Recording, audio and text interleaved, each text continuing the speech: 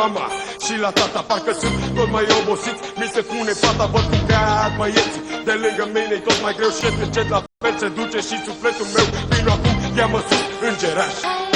Dar adunea prea multă suferință și umilință. Chiar dacă mai vezi oamenii zâmbiți, totul pari. Nu mai banii mai contează, doar asta simt. În cartier trebuie să fii prea băiat, să stai drept, să nu lași capul plecat. Respect pentru cartierul meu, Pantelimon m-a învățat să rezist, să nu mor. Ridică-mă la cer,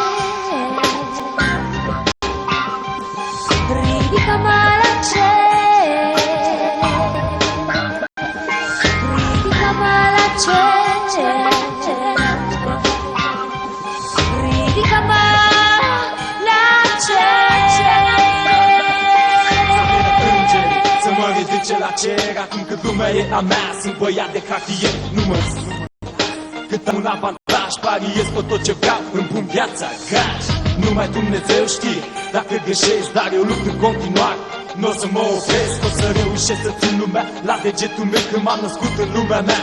N-am primit nimic decât spirit de luptător ca să supraviețuiesc, căci la capăt doar campionii se întâlnesc. Singur gol ca lumii și totuși lumea e a mea. Unii nu mă înțeleg, zilelor îți an. Orașul ăsta cu 1000 de porți, cu mii de povești, 300 de nopți. E o lume în care e loc pentru toți, cu străji de destin trase la sol. E o lume în care poți să te pierzi, cu țări care încă mai crezi. Lumea e a mea.